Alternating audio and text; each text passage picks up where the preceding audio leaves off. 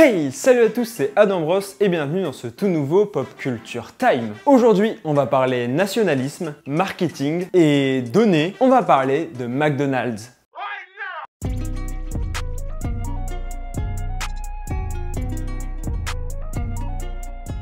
Et juste avant de commencer la vidéo, j'aimerais vous remercier du soutien que vous apportez à la chaîne ces derniers temps, c'est grave cool.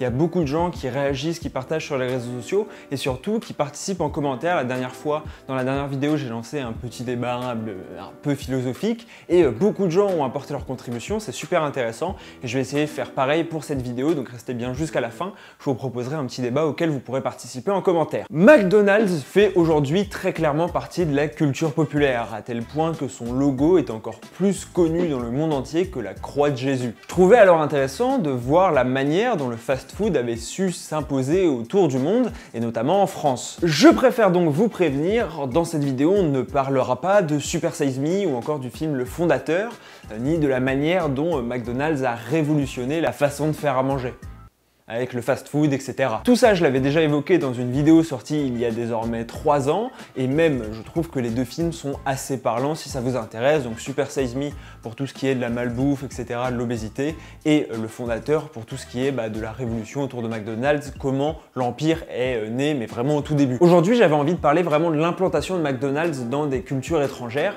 ce qui nous permettra de parler en seconde partie de l'impérialisme américain. Et pour cela, je vais m'appuyer sur la thèse d'un docteur, il me semble, qui s'appelle Uriel Edgardo Wood Bedoya et qui a donc été publié en 2003 et qui porte sur l'implantation et le succès de McDonald's en France. Donc je vais essayer de synthétiser un peu ce qu'il a dit, les parties les plus intéressantes, parce que ça fait 60 pages, c'est en anglais, et surtout moi je vais apporter mes propres informations puisque ça date un peu, il y a des trucs qui ont changé. Le but c'est de la remettre à jour et de vous rendre ça un peu attractif, mais si vraiment ça vous intéresse dans le détail, il entre évidemment beaucoup plus en profondeur que ce que je pourrais faire. Je vous mets le lien, il suffit de me le demander en commentaire. Donc voilà, je pense qu'on peut passer à l'analyse. McDonald's est arrivé pour la première fois en France le 17 septembre 1979 à Strasbourg.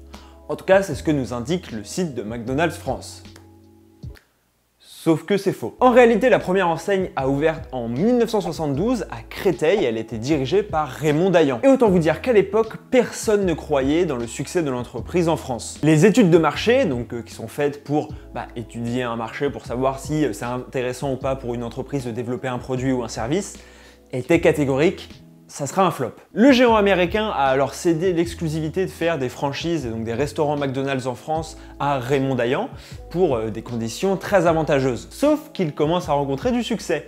Et pas qu'un peu. Alors, McDonald's l'attaque en justice, gagne, l'empêche d'appeler son restaurant McDonald's, lui enlève tous ses droits et ouvre le premier McDonald's officiel à Strasbourg en 1979. Mais alors, la question qu'on se pose, et encore plus à notre époque aujourd'hui, c'est pourquoi personne n'y croyait? Et tout simplement parce qu'à l'époque, la France avait un protectionnisme très ancré dans la culture et encore plus au niveau culinaire. La gastronomie est l'une des fiertés de la France et accepter la malbouffe venue des États-Unis, c'était comme renier ses valeurs pour certains patriotes. Alors, pour une des premières fois, mais pas la dernière, McDonald's a dû se plier un peu aux coutumes du pays où il s'installait. Par exemple, il a opté très vite pour une localisation nationale des produits qu'il utilise pour faire de la nourriture, ce qui est très vite devenu un argument de vente. Aujourd'hui, ou en tout cas dans les dernières années, je me souviens d'ailleurs avoir vu beaucoup de pubs de McDonald's mettre en avant le fait que leur viande était d'origine française, leurs pommes de terre aussi, etc. Et c'est pour un peu rassurer les Français qui ont peur de se dire « Oh là là, les Américains viennent, nous volent notre culture, etc. Qu'est-ce qui nous reste ?» McDonald's est là pour les rassurer en leur disant « Non mais t'inquiète pas, ce que tu manges, le Big Mac, c'est français. Tout vient de France. » Bon, je suis pas sûr que ça se passe vraiment comme ça, mais dans l'idée, c'est ça. De même, certains sandwichs ont été créés spécifiquement dans cette optique, comme le Croque McDo, qui est une adaptation du croque-monsieur, qui est un plat qui est typiquement français. Cet argument de vente, il est particulièrement parlant dans leur pub pour leur burger signature à la fourme d'Ambert, qui est un fromage 100% français, vraiment réputé pour être en France, et qui se targue en plus d'être gourmet. Et ça, c'est très important pour les Français, parce que justement, encore une fois, comme je le dis, il y a cette espèce de culture culinaire très importante de se dire non mais on est Français, on doit manger bien, si on va au McDo, on prend un burger gourmet, on prend pas le simple Big Mac. même si le Big Mac est français, on le rappelle. D'ailleurs, la publicité met en avant le côté raffiné du burger, ce qui fait appel donc à deux cultures françaises très importantes, tout d'abord la gastronomie, mais ensuite la mode, parce qu'en effet, la France est un pays reconnu pour la mode, le luxe, etc. Et donc le côté raffiné, le côté un peu design du burger rappelle ça. La thèse en question note aussi un effort dans la décoration des restaurants, notamment celui des Champs-Élysées, qui serait vraiment décoré comme un vrai restaurant, comme une vraie brasserie. Alors j'ai jamais remarqué ça, personnellement les McDo dans lesquels je suis allé, c'était pas trop style brasserie, mais dites-moi en commentaire si vous connaissez un McDo dans le style. En tout cas, je vous dis juste que c'est noté dans la thèse. De plus, d'autres éléments, mais d'ordre conjoncturel, ont pu permettre à McDonald's de s'implanter en France. Tout d'abord, car assez vite, c'est un pays où les femmes ont beaucoup travaillé. Et là, vous allez me dire, quel est le rapport? Et en fait, c'est assez simple. Les femmes qui se sont mises à travailler n'étaient plus donc femmes au foyer pour s'occuper des enfants. Et donc parfois, les enfants, et surtout les adolescents, se retrouvaient à devoir se faire seuls à manger. Et on s'est tous déjà retrouvés dans cette situation où on devait se faire à manger, on a eu la flemme, et on est allé chercher un McDo. De même, étonnamment, les 35 heures ont été très bénéfiques au fast-food. Et là, vous allez me dire que c'est complètement incohérent, parce qu'au contraire, les 35 heures, ça peut pas être respecté vu les horaires du fast-food, etc. En effet, quand les 35 heures sont arrivées, les chefs d'entreprise ne voulaient pas perdre pour autant de la productivité. Sauf que le problème, c'est qu'ils savaient que leurs employés allaient travailler moins d'heures en quantité par journée. Et donc, ce qu'ils ont fait, c'est qu'ils ont raccourci les pauses déjeuner. En fait, ils n'ont pas directement raccourci les pauses déjeuner, mais par exemple, si vous aviez 2 heures de pause déjeuner, ils vous disaient, maintenant vous avez 2 heures de pause dans toute la journée. Donc si vous prenez 15 minutes le matin et 15 minutes le soir, vous n'avez plus qu'1h30 de pause déjeuner. C'est énorme, 1h30, mais c'est un exemple. Le fait est que les gens avaient beaucoup moins de temps pour manger, le midi quand ils travaillaient. Et qu'est-ce qu'on va manger quand on n'a pas beaucoup de temps, et qu'on a faim, et qu'on n'a pas envie non plus de se prendre la tête, etc., de devoir attendre, et de pouvoir se remettre vite au travail? On va à McDo. Mais si aujourd'hui McDonald's semble clairement en position hégémonique en France, elle semble de plus en plus fragilisée. On a en premier lieu l'avènement des kebabs et des tacos qui pour 5 € proposent à manger moins cher et souvent plus consistant à des adolescents qui pourraient être très attirés par le prix et qui a forcé McDo à faire le menu McFirst à 4,95 €. On a aussi l'augmentation du nombre de fast-food entre guillemets de luxe avec des Big Fernand, Bio Burger, etc.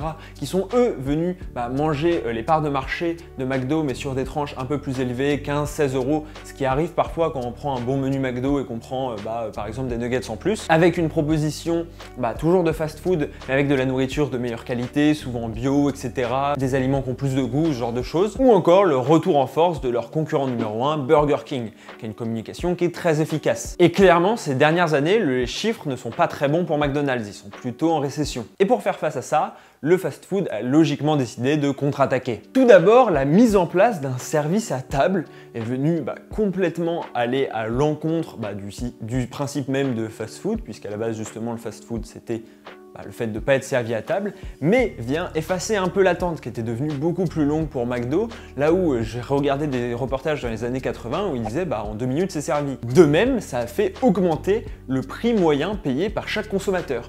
Avant, le panier moyen de McDonald's était de 5 €, depuis qu'il y a le service à table, il est de 6 €. Un système de fidélité avec des points va inciter le consommateur à revenir, et pareil, ça a été créé il y a peu. Mais surtout, dernièrement, McDonald's a racheté des entreprises de données et de gestion de données personnelles. L'objectif? Pouvoir adapter les menus à chaque consommateur en fonction de l'heure, de l'emplacement du McDo, de la météo, etc. En recueillant et en triant énormément de données, McDonald's est aujourd'hui capable de proposer l'exact sandwich ou l'exact salade que vous voudrez avant même que vous commandiez. Alors, si McDonald's a toujours eu cette image de l'entreprise qui impose sa manière de faire, sa culture, etc., on a vu qu'en France, son implantation a été faite de compromis face à des Gaulois toujours plus réfractaires. On peut alors se demander dans quelle mesure l'américanisation de la France a été bénéfique. En effet, depuis l'arrivée de McDonald's, le nombre de jeunes en situation d'obésité ne cesse d'augmenter, ce qui n'était pas du tout le cas avant, là où la France semblait épargnée par le problème. Comment trouver le juste milieu entre ouverture sur le monde et nationalisme exacerbé? Faut-il, comme à la radio, instaurer un quota d'œuvres françaises, à savoir ici peut-être des restaurants français, pour éviter de voir une culture disparaître? Ou alors la culture nationale est un concept caduc qui vise à terme à être remplacé par un universalisme partagé par tous. Ce qui est un peu un pléonasme. Mais ça pose aussi la question pour le futur de McDonald's, qui est très bien implanté, donc qui dans l'immédiat ne semble pas en grand danger, mais qui perd chaque année des parts de marché et semble complètement à l'opposé des valeurs qui animent les générations futures et les années à venir, à savoir l'environnement, même la protection des données ou encore la démondialisation pour certains. On pourrait même rajouter la santé vu la situation actuelle. Et même si la marque essaye de s'adapter avec un changement de logo pour du vert ou encore un burger vegan ou même dernièrement une collaboration avec Travis Scott, aujourd'hui McDonald's résiste et semble invincible. Mais n'est-ce pas une façade? Finalement, un peu comme dans Tenet, n'avons-nous pas déjà assisté à la mort du fast-food? McDonald's est-il alors cette étoile qu'on voit encore briller, malgré le fait qu'elle soit morte depuis déjà des années? N'hésitez pas surtout à me dire ce que vous en pensez en commentaire. Est-ce que selon vous, McDonald's va réussir à persister dans le futur? De même, dites-moi si vous êtes pour ou contre le fait de protéger la culture française. Si pour vous ça n'a aucun sens et la culture doit être partagée par tous les pays, dans le monde, etc. Ou est-ce que, au contraire, vous pensez qu'une américanisation trop profonde de la société peut être néfaste? Je vous attends vraiment en commentaire. N'hésitez pas à lâcher un énorme pouce bleu si la vidéo vous a plu, à vous abonner en mettant la cloche, c'est super important.